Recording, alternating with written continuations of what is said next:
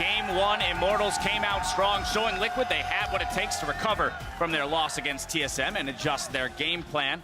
But let's talk about how they might adjust their game plan going into Game 2, seeing as how these teams swap sides. So again, pick ban is definitely something we're going to want to keep our eyes on. Yeah, and I think it gets a little confusing here for Immortals because I'm with Kobe that I like Team Liquid's draft more than Immortals. Immortals used 2 bans on a jungler, still ended up in an unfavorable jungle matchup, and then also first picked a Azir away and kind of was forced to, but they won because Pobelter was so damn good at Azir in that matchup. So they will, I think, again need to outplay because as they swap to red side, I feel like a draft strategy like that becomes even more suboptimal. Freak, it does give Pobelter the counter pick option, though. Yeah, I think it's very interesting. Now, keep in mind, both these teams picked to be blue side when they were given the option to, so both these teams would rather first pick than get counter pick. Okay. It is worth pointing out, though, Pobelter did so well. All the stuff we saw on screen was Phoenix trying to bully him out, and we saw double Doran's ring like start for the LeBlanc trying to bully, and Pobelter kept up in CS in a counter matchup in when he's supposed to get bullied in against an early game build. So I can't give him more than enough credit for this because it's honestly odds stacked against him, and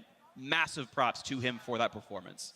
Right, so he absolutely enabled the team there in their drafting. Yeah. Now let's look at players, though, on the flip side then. Kobe, talk to me about Team Liquid. Which are the players that are going to step up in order to help them come away with the victory? Well, I mean, first of all, if we're giving out the gold stars and smiley face stickers, I think Matt on Team Liquid also deserves one because his Bard play was so good for Team Liquid.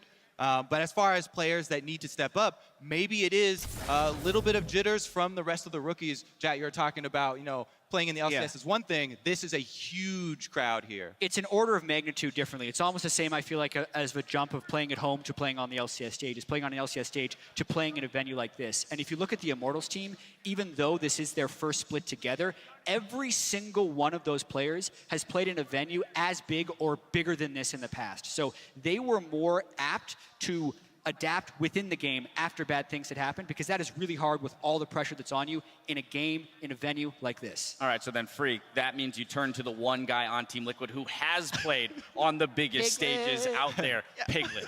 It's definitely Piglet. And honestly, when you put that comp together, like, he was supposed to be the hard carry. Hurricane, Caitlyn, get an Infinity Edge, like, you can practically 1v5 on Caitlyn when you're as good as Piglet is. That is an absolute possibility for him, and he didn't have that level of performance. That was not Piglet. That was, you're good at League of Legends, Piglet, but this guy could be one of the very best players in the world, period, and that wasn't the performance we got. He got hit by a max range cocoon when we had vision of the Elise. Exactly. I have not seen that happen to Piglet all year. All right, so definite mistakes coming out of Team Liquid this time around, but they've had some time to regroup and prep for Game 2. The players are all set for that game, and as we head to the casters, let's hear Rainover's thoughts on facing Team Liquid. I think, like, in regular season, we kind of had really easy game against them. Like, both Team Liquid game was, like, felt really easy for me, more than any other team. So I think if we just fix our problems right now, I think we can, pretty sure we're gonna win. All right then. I love it. All right love then. words. Definitely some fighting words. I mean, we hear some from Dardoch, but one of the easiest teams we faced? Okay. It's the easiest team, bro. So we'll see if what Rainover has to say actually comes out again in the second game, playing very strong and confident in the first one. Like the analyst desk was saying, there was a lot that was being pushed onto Immortals in the early game. We saw Pobelter getting hit. There was a little bit of aggression from Dardoch. Matt was always in the jungle, but Immortals seemed to just surpass all of that aggression and come out with their own game still. Yeah, I think that Immortals, they were able to actually throw them a little bit off guard when they actually first picked that Azir, and now we're in pick and ban. And look at that, already a change up here. The Azir banned by Immortals, they'll probably ban Azir in Italy, and then also Kindred, I would assume. But the Rek'Sai ban here against Rainover, he didn't pick it last game, so they're still respecting that. This leaves Ryze on the table, actually. Yeah, I mean, Janna's going to be open here as well, unless Matt decides to take it away. You know, that is another pick that is pretty highly contested because Matt has actually done fantastically on Janna this season. So right now, do you pick Echo? Do you pick Ryze? One of these you have to give Immortals. I like Echo. I think that Echo is just something that it's you know, it's the biggest playmaker that you can have in the top lane right now that fits the meta, and I just don't think that's something that you want in the hands of Huni. If you give him an advantageous matchup, you know, Jat and Kobe and the guys on the desk were talking about how, you know, Huni fell behind early, but he still ended up 50 CS up. He was up 3 or 4 levels, right? He was very far ahead, and if you give him the advantageous matchup, I think it's pretty scary. He gets Poppy. Huni gets to pick Poppy. I went through his solo queue and I was like, why is this guy not playing this champion? But here's the thing. It may not be him getting Poppy. They picked it in this order with Huni taking Poppy as his selection and Rainover taking Graves. So they have swapped it. This is a flex pick in the jungle. Rainover has played Poppy jungle before, but I do assume that it is Huni playing Poppy. I think that he will play it into this matchup. I think that he'll be able to actually bully. And he's got such a high win rate on it in solo queue. I had no clue why he was playing it. But, you know, once again, it could be the Graves. It could be them putting Huni back on this champion because Huni is so successful with DPS top laners. Yeah. He does like 200 more damage per minute than the next top laner, 150% of their damage. I really don't see it, though, with just how good Poppy is in top lane right now. And, I mean, Poppy jungle is not something that you really see very often at all anymore. And I think for a good reason. I just think that both the champions are more powerful in their respective roles with Poppy in top lane and Graves in the jungle. So definitely, you know, they don't need the Echo, obviously. You know, Huni's happy to play Gragas top lane. He's obviously happy to play Poppy top lane as well. So, yep, we'll see. Yeah, I want to see because Huni played the Gragas. It was a little bit different style where he's peeling, but he was actually engaging. So that's what I want to see here from Huni if he plays this Poppy. Is he going to be aggressive with his heroic charges? How is he going to be using the W? Will the Vayne get locked in, though? And I mean, we talked about, you know, the champions that can kind of do that 1v5 as far as builds. Yeah. Well, that is one with Vayne, but he is hovering off of it, so may just be getting an Ezreal. Okay. So I definitely see the Maokai here. It's the point and click. Even though Echo is up, it's something that TSM actually talked about. Hanser said we wanted the point and click route from Maokai. The CC was way more important to us. How else do you destroy a Kalista? Point and click on her, you get the CC down. Echo, a little bit easier to peel with the composition that Immortals had already anyway. So this time around, she was on the other foot, and it's going to be Pobelter who actually has the counter pick here. And this is something that we have been seeing quite a bit. Cassiopeia as the counter to Ryze, and this is something that, you know, Faker played, and we've seen it in Korea. We've seen it quite a bit since that did first come out. It is definitely very, very strong, and it's looking like he's going to go with Exhaust as well, which I think is just going to make that even better. I actually want to see if he swaps that over to Cleanse or something along those lines. But this means that because, like you said, look at the top and jungle. They haven't swapped. They might swap it. They might swap it 20 seconds. That's the thing. They go back and forth here. Immortals have actually been flexing things at 20 seconds. We saw it when they had the Lucian top to try and throw them off. But also in this mid lane, that means that Pobelter doesn't get to take TP against double TP from TL. They lost to double TP with a Ryze. We'll see what happens. And there goes the Poppy top for Huni. Yeah, so as expected, Poppy going to be in that top lane, and Rainover will be on the Graves, and this is his chance to kind of, you know, put his money where his mouth is. You know, Dardoch is saying this guy can't play carry junglers, and Graves is a true carry jungler. And that's the thing is, when I look at their solo queue, Huni plays tanks all the time. Rainover has a very low Kindred win rate, and his prevalence of how much he plays Graves is incredibly low.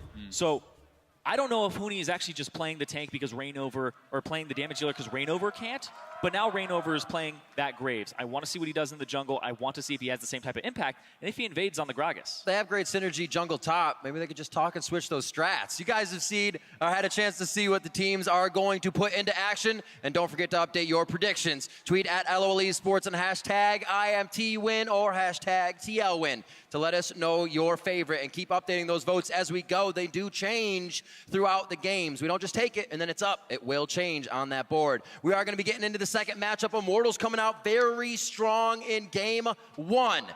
In this third place match, it is a best of 5. We're only getting into game 2, and Team Liquid still has a lot of room to work with here. We're getting on to the Rift. Much different compositions from both sides. Let's see how this plays out. And Immortals are showing that they did not let this 1 week, even though there's even travel day in there, stop them from prepping, stop them from changing their strategy up, adapting a little bit to the meta, because the meta has heavily favored Team Liquid coming into this matchup. But Immortals are throwing a curveball here saying, you haven't seen us in 7 days. You don't know what we're capable of. The mid lane matchup is going to be pretty interesting. You know, it's 2 very heavily scaling champions, 2 tier champions, and TL is going to be kind of heavily weighed towards that late game, as they also have a a tier buying ADC, so they're going to need some time to scale up. They do have a pretty explosive early jungler, but it can be tough when we have a team like Immortals that likes to group, that likes to try to push those objectives and take advantage of those weaknesses in their builds. We actually just saw this coming out of Fnatic versus H2K in Europe, and we saw that the Cassiopeia had trouble getting onto that rise sometimes. It was just an easy turn for him in the initiation to turn around for what Team Liquid could bring. It may be that aggression you're talking about that could hurt Immortals if they can't get in. Dardoch on the Gragas, going to hang out with Lorlo here as they started off, and a bit of a late invade by both sides. Exactly, but this means that TL get to push Rainover and Huni off of those camps. Now they're going to try to be sneaky and get the Raptors here. But on the other side, TL have actually already picked up most of the Raptors, and the camp is gone already. And it's a little loop-de-loop, wrap back around. Going to be able to grab away the Raptors. Forces the smite, though. That's the thing. He forced a kind of inefficient smite there, and Dardoch already got level 2, so this clear just becomes even faster. So TL, they're well on their way to actually supporting Dardoch here. Once again, though, TL won't be having that 2v2, and I think that they're going to be fine with that as far as this matchup goes. John Calista is something that's very strong, and you see the strong early trading there from Pobelter onto Phoenix. Yes, Cassiopeia is a hyperscaling late game champion, but if she can dump your mana pool into you after she hits a Q, the damage early can actually be insane. And I do want to touch a little bit on Pobelter here, because Pobelter, out of all the members on Immortals before they came into playoffs, he was actually under a lot of criticism. I mean, you even look at the all North American team that people had selected. It was all of Immortals minus Pobelter, right? This guy has been considered the mid laner who's just kind of there. Right. He brings he like a lot of utility, that Lulu, the Lux play, but the something thing is, that can offer something. He's way more versatile than that. Exactly. Pobelter has so many different faces to him that he can put on, okay, I'm playing like a support today. Here's my support hat. I can play a carry. I can scale up. Yeah. I can be aggressive, right? I think that Pobelter actually deserves a little bit more credit here, especially on this Immortals squad. I think he's fulfilling the role that he is given by his team. And he's always one of the guys that can flex into a champion you haven't seen him play in a while. He has a Syndra coming in through the middle of the spring split on the back half. Other champions like that. And He's just a Zed player as well. Exactly. Yeah, he's not that star, but you already have star carry power on this team. Yeah. And you don't want to overflow with that. You need some team players, and I think that's what Pobelter has been doing for the squad all season long. And he's showing that he can apply pressure when it's necessary, that he can have these counter picks. Because his champion pool, I remember like 8 games in of the season, we were saying, oh, he's played 8 different champions. Right. He's played so many different things. And the fact that they kept picking Lux over and over again was not because he didn't have a good champion pool. It's because they kept winning with it. Yeah. Right? Lux was good. They couldn't figure out what really countered it, like talent or something like that. But look at this. Oh, missed Q. Those are both Rainover's here, though. Both summoners for Matt. That should be the focus. He's an easy walk-in for the kill. Huni can turn around, help solidify this, but he almost gets one of his own on the TP over onto Phoenix if Dardoch didn't help. On his first Graves game of the season, Rainover picks up first blood onto Matt, and he's there at the right time. And that's actually from the side of TL's jungle. So Rainover kind of comes out of the works, and they weren't expecting him from that angle. There's good pressure. Very hard commitment from Matt, though. They thought they might have had it right off the bat. Phoenix could have exploded him, and they wasted so much. Yeah, they missed Q. That shows the confidence they're trying to work with here. They're going in on all the calls, and it may not even stop them from doing it on the next. Sometimes that's how you get right back in it. I mean, it was a really nice sidestep to give credit to Pobelter. Absolutely. That did give him the extra time to have his team collapse there. And this has been what has been winning the game for Immortals, right? They're faster on the collapse. They're always there. Every time TL starts something, it's Immortals that reacts faster. It's Immortals that has extra man. And this is the mark of an excellent macro team. It's the team that is always in the right place at the right time. So speaking of the macro game, Phoenix had to use his TP to get back to mid lane. TL, they have a TP advantage with Lorlo. Dardoch is already playing to this side. Immortals know what he wants to do, because if they place a ward down here, Lorlo will be there with a TP. He has the root. It'll be a 3-on-4, and they could win it. But we'll have to see how the execution is. Matt doesn't have summoner spells. It'll be really tricky. And with that turret involved, you know, it's kind of an extra half player, an extra full player. So with the 3 players there under the turret, I don't think it's something that TL wants to risk, because if that goes bad at this stage in the game, like, oof. And Graves is actually a very kind of different champion to have in the jungle. Him and Kindred both. You can kind of show up to a lane and just farm it with the AD carry, and it really stops all other attempts. It's just like if you show up on a lane and you push it down, you have 2 AD carries sieging a turret. You have so much damage being dealt to it, and the repercussions of doing that are pretty much 0.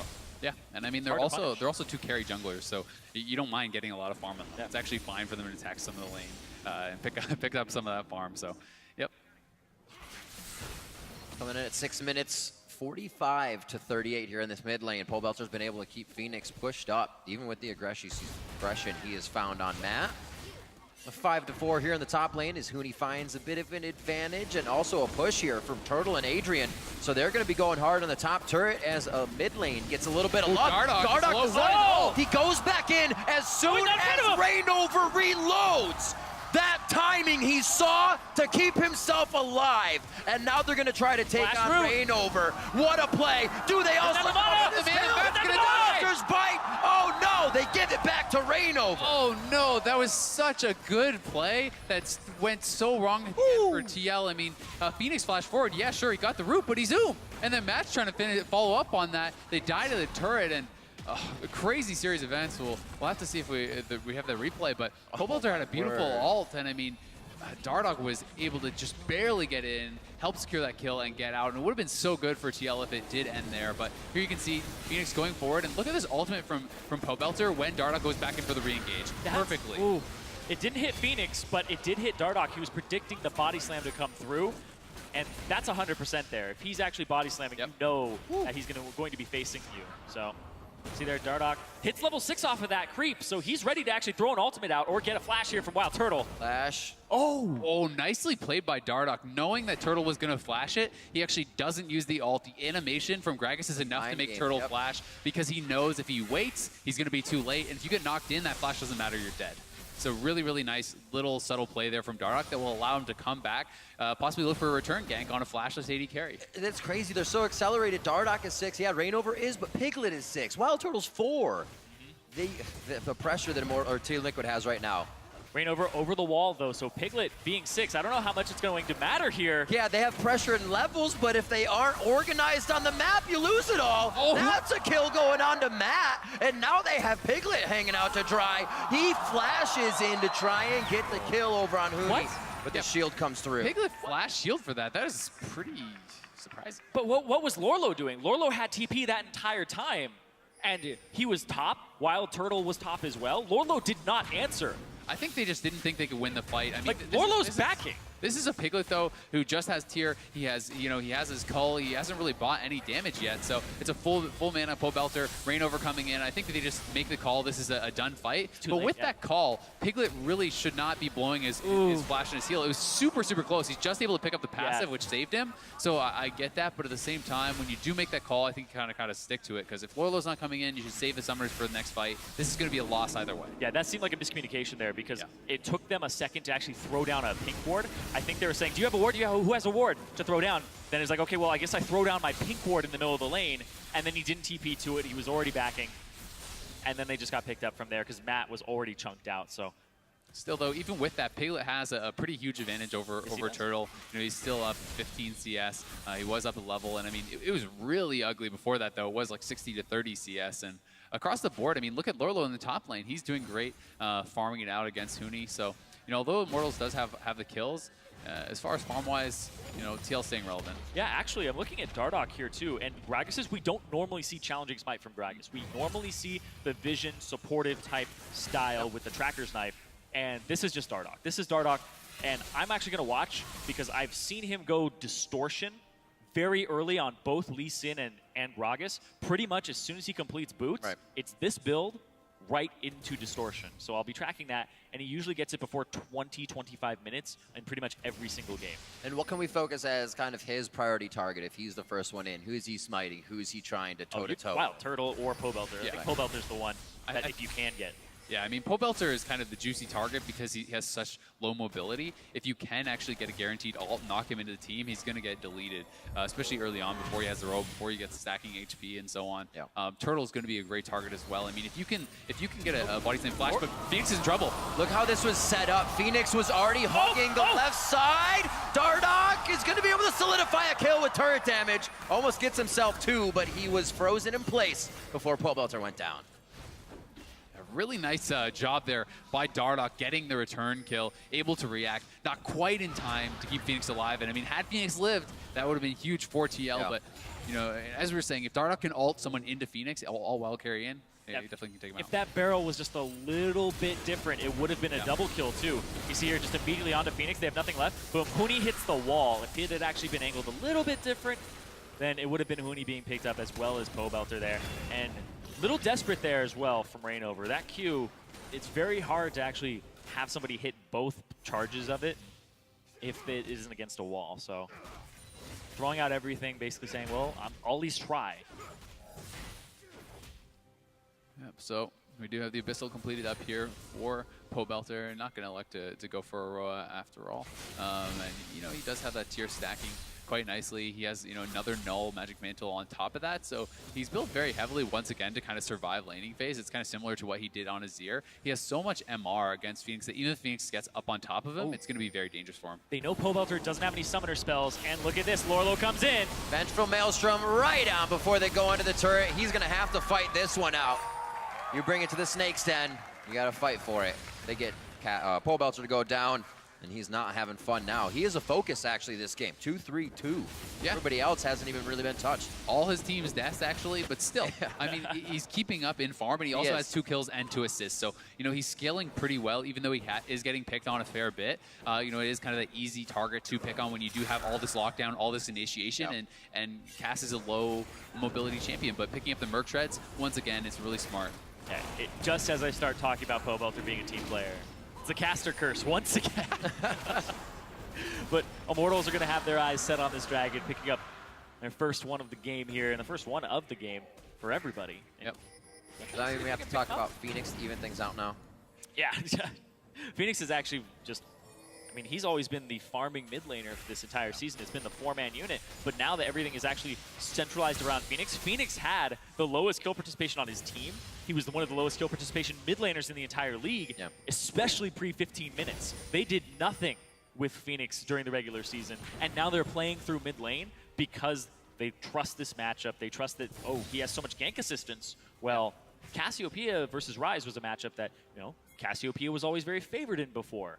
Right. So tilting that matchup and making sure that Phoenix has an okay time in it is a good game plan from TL. Yeah, and I mean, I think that as far as Immortals go, though, you know, having the double exhaust, having, you know, a fair bit of CC and lockdown themselves for Ryze, who has to get up close and personal, even scaling into late game, he's still a squishy champion. You get in there, he pops his ultimate, he gets exhausted. You have the knockups from Adrian, from Wild Turtle's ultimate. You have a stun from Cass. You have Huni can knock him up. There's a lot of disruption and a lot of damage that can be thrown on that Ryze. So once again, it's going to be tough for Phoenix, but he's having a much better game for himself. He has to have a bigger impact like this, and, you know, TL's keeping it close. And here comes the TP. Double TP was a thing that they brought. I was gonna say, I wonder when those TPs are gonna be put to use. Oh, here, ultimate from Huni. it's Immortals that triggers the TP use. Huni keeps them safe and sound, but they are gonna have to back up with a few of the resources. This means Liquid actually has a good push on the bot lane. That will call a TP in, or a back rather, from Huni. He's not going to TP over. They'll have enough time to save it with Wild Turtle. They're getting cut off right now by Pobelter. And there's the TP. Oh, but they're going to turn onto Turtle. Turtle's too far up, and they're going to TP behind him. It's 14 minutes, so no home guards off of these TPs. It's going to be a slow walk, and Turtle's way too far away from home for that. How is TL going to get out of this, though? It's going to be awkward. Nice body slam. Oh, Piglet.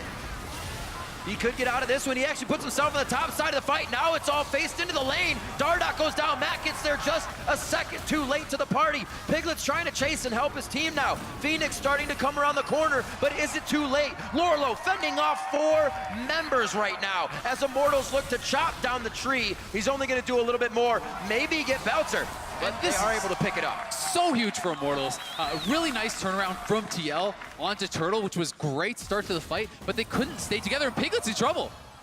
He's been in trouble this entire time. How did he get out? He went up the top of the fight, and then everybody just said, "Oh no, let's not follow him anymore." And then Huni was able to come back into that fight because he had ditched that target earlier. I mean, you know, Pig was able to get out, but with him gone, his team didn't have the damage to continue in that fight. And it was a very kind of awkward scenario. You know, they collapsed onto Piglet, but it was still this little squad of 3 guys. And here comes that TP from Lorlo. Really nice ult from Dardoch. They're able to cleanly take out Turtle, but you can see there's some moment of hesitation. TL's like, what do we do? Where do we go?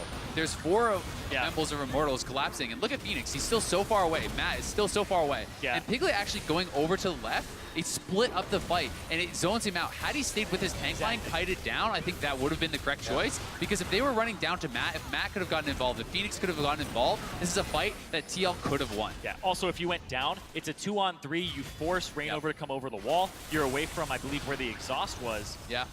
So, but they just you know, it's a hard position to be in. Yeah. They didn't know exactly where everyone was going to be coming from, and they had a short amount of time to react. And sometimes in those situations, you know, you just don't make the correct choice. Immortals very fluid when they react as well. They've actually been in the lead most of the time, but when they are put in a situation to react, they usually make the right decision. They're teleporting back on the teleports just used from Liquid and able to come out strong. Immortals now pushing down on the mid lane, 8-4, looking at a 2,000 gold lead here, 17 minutes in. and Immortals, despite not having the teleport advantage with the double TP, we see early distortion boots here from Huni. So he's looking to make plays. He hasn't even just completed a single item except for that. Everything is just components right now. Trying to cast on Reignover, just losing vision. Oh. See where we go from here. Is having a great game for himself. 4-0-3 on that at carry Graves. Looking really strong so far. Once again involved in almost every single kill. He's been huge for his team. You know, Dardoch said, if Reignover isn't getting involved, if Reignover isn't getting his team ahead, they don't look good. But guess what? 2 games in a row, Reignover's coming up huge for Immortals. Well, Reignover's fed right now. He's 4-0-3. He has the most kills on the team, and he actually has about 2,000 gold over his opponent. So he's actually kind of rolling in money right now in comparison to Dardoch.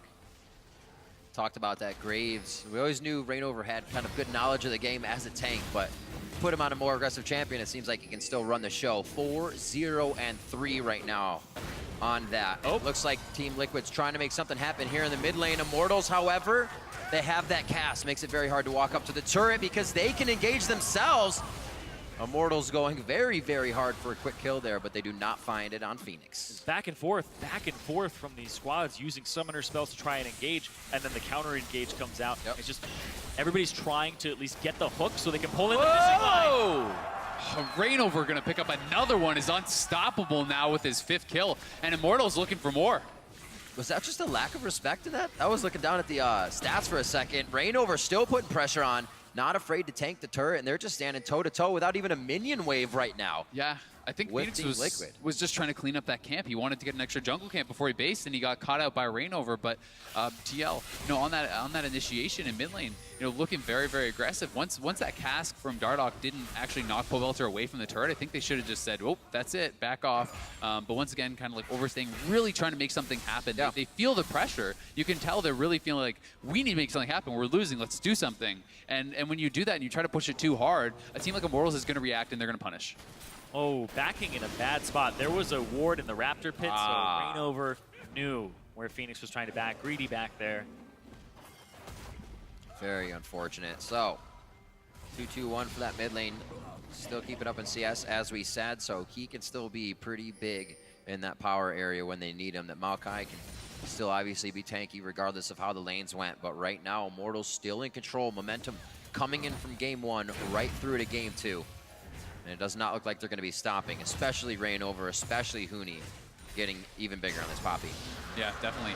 It doesn't even have to be Wild Turtle this game, right? It's kind of No. switching up how that star power works from game to game. Yeah, I mean, Wild Turtle, you know, he's done fine this game. He's farming up. You know, he is scaling. He's going to be useful in team fights. But like you said, there's not always the onus on a great team like this to carry. You don't have to be the one that does it every single game. This time it's Reignover. Last time, you know, it was Wild Turtle coming up big. And that's a great feeling, knowing that you have the confidence in your teammates. You can say, okay, I don't have to force anything. My teammates got this. Good reassurance. And TL are showing that right now because it's a 1-3-1 right now. So they're trusting that the TPs will be on point, that they can siege this mid lane and actually spread Immortals thin. See what happens here, because Immortals are actually answering 1-3-1 with having a Wild Turtle up there. They still have the wave clearance. It's actually quite hard to get damage onto this turret with Cassiopeia. This is where he says, I wish I was Piglet. I wish I was Caitlyn. I hope he's not saying that. I wish I were was Piglet. I mean, Freak was talking about it on the desk. I mean, is he good at League of Legends Piglet, or is he World Champion Piglet? We'll see. We'll see if he's Piglet. Pretty sure he is. 20 minutes on the clock. That means home guard starts. Teleport plays could be a little stronger now coming from the side of Team Liquid if they choose to do so, but we're still looking for Phoenix this from the side. outer ring of turrets to get dropped. Glacial Fisher and True Shot Barrage cross over each other, and a very deleted Matt goes down. That's going to be Dardoch that follows. They thought they had the upper hand here, but are turned around and flipped upside down in their own head. Piglet got it! Piglet's going to go down the Howling Gale into one windy attack. It blows him right over, and that's going to be Lorlo getting himself out alive. Deja vu for him. Matt is just going to hit the field goal ultimate right between two players. He gets instantly deleted. And then it was the Poppy E from Huni that actually was massive in that fight. He actually knocked Dardoch back out of his body slam, I believe, and got that stun. And that fight, once again, TL trying to pull the trigger, but Immortals is there faster. Immortals reacts better. Lorlo strolling into the fight, you know, hopelessly late. To the wall. And it was just already over. That's the thing. There were no wards down for Lorlo to TP to. No wards in inventory except Phoenix's pink. You need to throw that down now and say TP to this. Lorlo is kind of walking his way here, and then, yeah, Dardoch gets knocked back. He did make contact with the body slam, but it's the interrupt afterwards that stops him from making the combination happen. And Lorlo walks up with ultimate already on because he knows he doesn't have time, and just trying to protect there. Saves a little bit there on Piglet so he can get the counter kill. But at that point, it's like his team is already dead. The fight is already lost, and this is the team with the double TP. They're supposed to have the advantage. They're supposed to be the ones making these plays. Yeah. You know, Immortals has one TP. They're just always in the right place. They don't even need it. And TL has it, but both the TPs are off cooldown. They didn't use them. Yeah, Turtle was also late to that fight, so you would have assumed that TL was going to be able to get everybody in the mosh pit much sooner. And if Lorlo had been there and able to lock somebody down, possibly Pobelter, possibly even Rainover, it would have been a much different fight. You can see Rainover 7-0-4. Yeah. This is a threat, a carry jungle that you did not expect from this player, and the performance that he's having right now is a little bit uncharacteristic of the Rainover that you know, because you usually talk about his macro game, but now MVP split is carrying. Yeah, and I mean, we talked about rookies, we talked about the nerves, especially on a big stage in a big venue like this, and Matt, you know, he's looking a little bit affected. He's having a bad game this game on the Braum. He's 0-5-1, and Huni gonna get jumped on here in the mid lane. I also think Lorlo is having the same problem. His TPs have not been on point. Yeah. And another thing too, when you actually change to a different venue, more people, there's more noise when a fight is happening. It's a little bit harder to understand your teammates when everybody's just screaming stuff out, trying to be heard over the crowd. Yep. You can feel the vibration of feet stomping and people cheering, the players say. It definitely puts a different emotion into these intense moments. Makes it that much harder. Yeah. You have to resist the tunnel vision too. Absolutely. Very difficult. Yeah, this gold lead is getting pretty out of control at this point. One of the biggest ones we've seen in this series. And it shows no signs of stopping. I mean, and it's at this point, when you are playing a melee support like Braum, you have to somewhat get in there, but you're just paper. You're basically just a free kill anytime you do jump in. So anytime he does go for that sort of initiation, he just has to accept he's going to die. And it's a rough spot to be in because, you know, he has a little bit of HP from a Crystalline Bracer and his Sightstone. That's it. It's a 5-man siege in the bot lane. There's one lowly ward. It's really far back behind Immortals, though. They're not going to be able to use it. And right now, that top lane kind of needs to be pushed out. So TL's just going to kind of play yo-yo here, push Immortals back, maybe push the pressure back for them. I think that's even a blue ward, too, so you can't TP to Oh, that's those. true. That's a good call. It is a different icon, so it's not even something they would be able to use for the play. A minute onto Dragon, some vision being set up for that one. And Phoenix is going to set himself up with a blue buff and hopefully be a big source of damage for this next fight. And this is kind of what TL could possibly hope for in the best case scenario after what happened in the previous fight. They got Baron, they got a couple turrets off of it, but 4,000 gold Baron power play. It's not like they ended the game off of it, but it is still a gigantic lead, 8,000 gold here. And you can see Piglet has the QSS now, and he's had these two items for a very long time. Ooh, ready Death's Dance just finished up on Rainover as well. Oh, as a Jungle Graves, you go Death's Dance if you are very far ahead. A lot of times you will see Sterix. Like 7-0-4 ahead? Yeah, kind of like that. You'll see the Sterix, you'll see the Maw come out, but if you buy Death's Dance, it means you are ready to close this game out. You are ready to actually crush.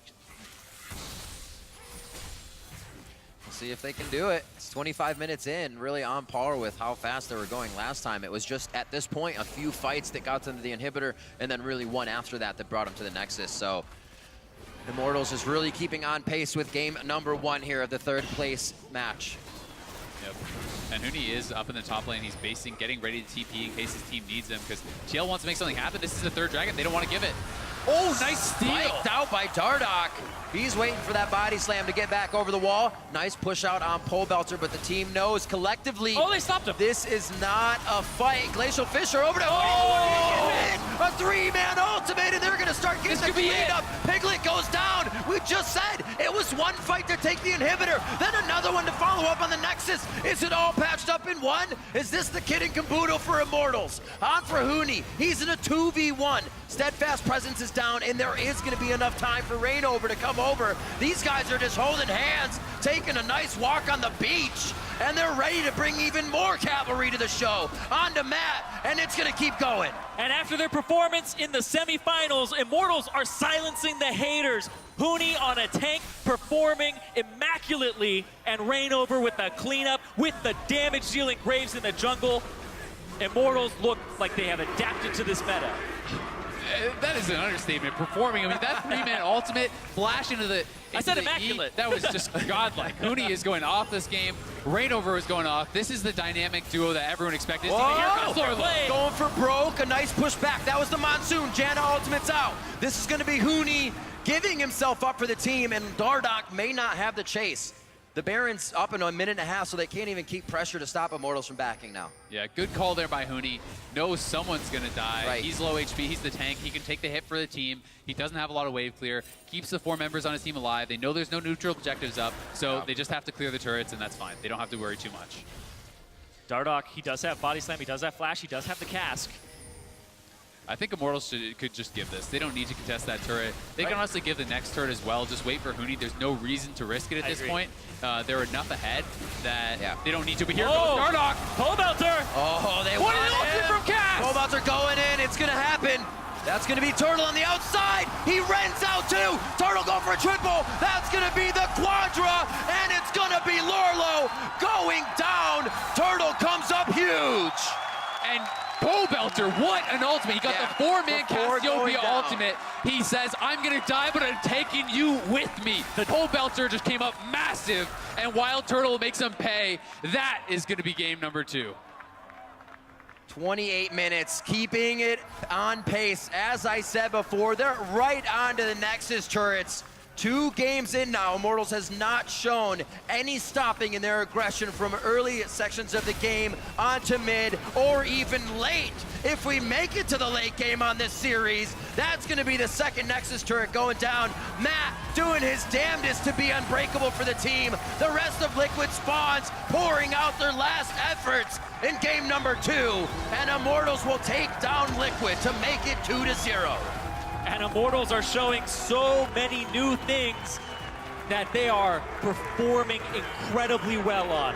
2-1-10 for Huni, the incredible knockup with the Poppy ultimate, and 8-0-10 for the regular season MVP Rainover on Graves. Yeah, how's that for a scoreline? 8-0-10, perfect KDA. He was involved in everything. He's always in the right place. He's always there at the right time, supporting his teammates, putting out the damage, immaculate positioning, great macro play, securing the objectives for his team. Really hard to fault Rainover for anything that game. And you can see this is the team that went 17-1 in the regular season. This is not the team that got blanked by TSM. And Immortals are up 2-0, and this has to be bittersweet for them. They have to be focusing on this going, great, we adapted. We showed that we can play these things at an enormous level and that they're able to perform, but they have to be thinking, they went 17-1 in the regular split. They were capable of doing this all along, and they are probably beating themselves up a little. Yeah. Why aren't they in the finals? Why didn't they do this 2-0 on Sunday? Why didn't they actually bring these picks out and have them ready at the right time? It's something they can always dwell on, but right now it's going to have to be looking forward to this. They said they're obviously more than happy to continue to play for the third place match, as anyone would be, having such a great season, still being able to get on that podium. But this is definitely a team we are going to see next year, again, fight for the top spot. There's no doubt about that. Their loss was an any given Sunday type of situation, and that could happen to anybody here again this weekend. Yeah, and I mean, championship points are extremely important. It's all about Worlds. They have to look long-term. This is a team that had aspirations past, just doing well in the North American LCS. They want to go to Worlds. Hooney has talked about he wants to be known as the best player in the world. That's something he said last year. He wants to be the best player in the world this year, and he's looking to prove that. He came up big for his team. We'll see if they can push towards that. Amazing Poppy ultimate. Yep. All right, there's game 2 for Immortals, and now to break down that game, let's check in with Dash and our analysts. Thank you very much, gentlemen. 2-0 start for Immortals, and this is a lot more reminiscent of the Immortals that we had come to know and love through the regular season. I mean, as Irene said, there might be a small element of why didn't we do this last week. Riv, though, correctly saying the focus has to be here and now. Yeah. But Jat, for Immortals, talk to me about, where the strengths of this team lie and how we're seeing them come to fruition now. Yeah, I feel like their strengths right now are they're just playing the map so much better than Team Liquid. We see the scoreline on Reignover and Hooney that is very impressive, but if we watch the actual super close mechanics of Reignover on that Graves, he wasn't super polished. He was using his ultimate early a lot of times. He was flashing it in very aggressive places, thinking he'd burst him down and wasn't getting it. But they were so far ahead of the plays all these times, it didn't matter, and he could still crush the game. Yeah, there was a really good example of what you're talking about, how Immortals, they used their teleport early to protect mid lane, but then they played defensively knowing they were down the teleport summoner spell. They sent they sent Reignover down to protect bottom because they knew there was a possibility of a dive from Team Liquid to get them back in the game, and they defended it perfectly. Immortals on your screen now, grabbing a little sustenance, moving into game 3. They're hoping to keep it a short series. Sure. Freak, thoughts on Immortals' performance so far? Yeah, I think 2 MVPs here are Pobelter in the mid lane and Reignover in the jungle. We're back to MVP Reignover, where the entire reason people thought he was so good was that he was always where he needed to be. He understands coming into the game where the focus is, what's important about this game, what is Dardoch going to do, what is Liquid's motivation here? And it's like, guys, we have a no-cleanse Cassiopeia mid into Ryze. Ryze is a targeted route. Cassiopeia is a mid-range champion with no blinks. Summoner spells are down half the time, and he's setting up a tent there on Graves, making sure I am always there to counter-gank the Gragas, to deal with the Ryze when the gank comes in, and unsurprisingly, 8-0 and 10. And even though you were seeing this Cassiopeia scoreline be like 2-3 and 2 at some point, he's getting a lot of kills, turning kills around. And again, it's not getting 1 for 0, it's getting 1 for 1 because they know where the focus is. Yeah, and we saw that evidenced in the very early first blood where Matt aggressively comes into the mid lane, not getting the kill, and Reignover's the first jungler to respond. And this is where I'm coming to you, Kobe. You had high praise for Matt in game 1. What about game 2? Yeah, I don't know about the gold star here. It definitely depends on the champion, it looks like.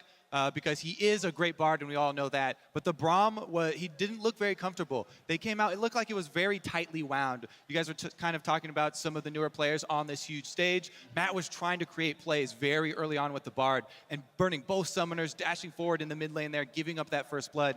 There were a lot of unforced errors. I like the tennis term. Some people say tilting, choking, but unforced errors from Team Liquid in this game that gave the Immortals this early lead that Immortals are so used to having from the regular season that and once they had that early lead, Immortals executed very well. But Team Liquid definitely have a lot to clean up. They do have a lot to clean up. I think it's decision-making around what Lorlo's doing because he's not TPing into fights. There's when the caster called out.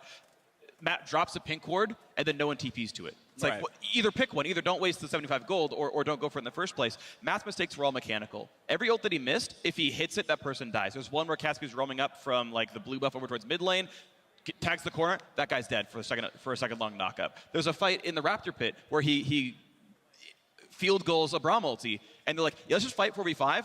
Lillard have a TP in. What is battle and a Maokai will walk in? Unsurprisingly, they lose that fight. So it's like, clean up the mechanics and actually figure out what you want to do with Lorlo. Is he fighting or not? Are you going to take a battle or not? I think a lot of those decisions, though, do come down to the larger team shot calling. Sure. And we've heard in the past when Matt is on someone like Bard, or even when he's playing Alistar and has a huge initiation burden, his calls don't necessarily seem that clean. Dardoch's the aggressive one. Matt's the one who has, he has the reason in the calls. And I think it's really important to get him back on a Janna or a range support where he doesn't have the high mechanical complexity of Bard, but he can be that voice of reason for the team. If they can get a Janna on here, I think that's one of their chances to get the macro decision-making back because he's proven he has good shot calling when he's on that champion. It's a bit of a mental jump, but it's shown in the past for Team Liquid. All right, so comfortability in the shot calling for Liquid, maybe something that we're looking for. I mean, I think the second question then would be, and Freak, I'm coming to you on this, is the fact that Team Liquid seems to have hit a point in both these games where they become desperate. And both times it didn't necessarily, the gold lead didn't necessarily suggest that they needed to just yet. So then the question is a composition that allows them to be more aggressive early better suited for them in this series? Because as it stands right now, they played very slow through the mid game, and then they get desperate. It's interesting. I don't think I'd immediately jump to like play an early game comp. I think, as Darryl was mentioning, there are comp things you can do, like pick a more comfortable low mechanic champion for Matt, so you can focus more about looking at the map and not as his champion, what he's doing. I think that actually is an impact here. But in terms of like trying to play an early game sort of set of champions, I don't think that'll work because Raynor will be in the right place. Right. Like Raynor will find a way to screw up whatever you're trying to do anyway. Unless you're against someone who's playing at complete peak efficiency like Svenskeren was last weekend, I don't think you're going to have that kind of situation happen. I'd actually rather see Liquid just play a full team fight team. Like, just get champions where, like, when you mash heads 5-on-5, you can just execute a team fight. Because that's where they're really losing, is they're just not team fighting properly. And if your comp is built around that, it's easier to get in the right place. Absolutely. This is coming down to team fighting. And, you know, when we look at Immortals and the people who are stepping up and performing in those team fights, I mean, we already mentioned it slightly, but Pobelter, huge ultimate coming out of him. Wild Turtle coming up with the quadra kill in game 1, itemizing. Always a quadra kill in the playoffs for Turtles. It really is. It's never the Penta, but it's going to be the quadra. I mean, Turtle keeps getting Kalista, and he's extremely comfortable on it. It's a really good champion that might be contested a little bit more since, you know, the duo of Huni as well as Rainover have shown, yes, we're going to venture into this meta territory here now, so it's going to be hard to focus them down in picks and bans. Yeah, absolutely true. And what's funny about Kalista, actually, the 6.6 changes, they gave her about a 4% DPS increase in team fights if you're buyer support, and like a 10% DPS loss if you're not. So the actual playstyle of Kalista has now actually drastically sort of altered, where you lose a lot of power not team fighting in post 6.6 Kalista, and Wild Turtle is. He's not running around split pushing all the time. He's not doing this sort of piglet things where he's like another side lane splitter. He's going for the 5-on-5s, and he's succeeding. She's actually better in that space now. Right, and you know Adrian will be right next to him. Oh, of course. Because he's playing Janna. Yeah, he's playing Janna and sitting next to him. Only a bit more time for both these teams to adjust going into game 3, but Immortals have taken a 2-game lead in this series. Stay tuned to see if they can earn themselves a 3rd-place finish or if Liquid can save their series. Stick around. We'll be right back.